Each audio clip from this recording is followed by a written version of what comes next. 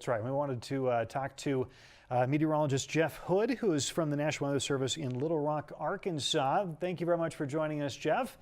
Hey, happy to be here. I was expecting to see maybe a fan next to you or something to try to keep you cool, because you're really seeing a lot of that heat right now. Yeah, that's exactly right. We really haven't been able to shake it here in Arkansas. Seems like every other week for the past month we've been dealing with heat advisories and just generally warm temperatures for this time of year. Yeah, so what is the criteria that you guys need to look for to actually issue a heat advisory within your forecasting area?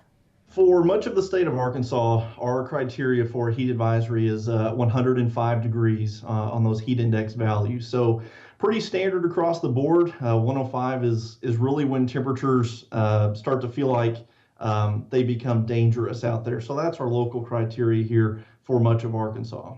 And what is it about that number, that 105 heat index, that people really need to pay attention to? What is it that can become problematic when we get that hot? That's really when your body becomes susceptible to things like heat exhaustion and heat stroke, especially for those folks who have to work outside every day. Fortunate enough to be here in the air conditioning at my job, but there's so many of us that have to be outside day in and day out, and they really can't take a break from the heat.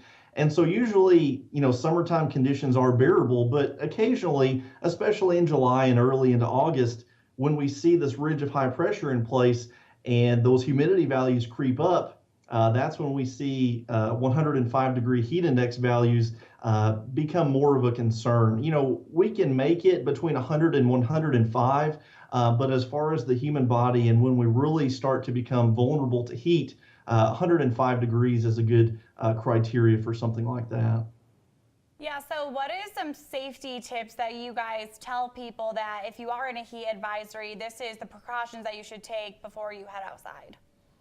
Yeah, definitely. Before you go outside, you want to have a plan in place. A lot of people this time of year start their days sooner. If that's a possibility, go for it. If you can start your work day, if you're outside, a couple of hours sooner to avoid the heat of the afternoon, then that's a really good starting point. If you do have to be out there during the hot afternoon and early evening hours, you want to have a plan in place. You want to make sure that you have access to cold water and you're able to take frequent breaks.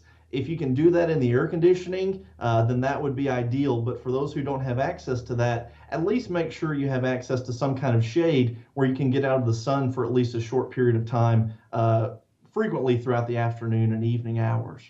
All good things to remember when the temperatures get this toasty. Thank you very much, Jeff. We appreciate you joining us and giving us a couple reminders. Always good things to keep in mind when the temperatures do get up into the triple digits.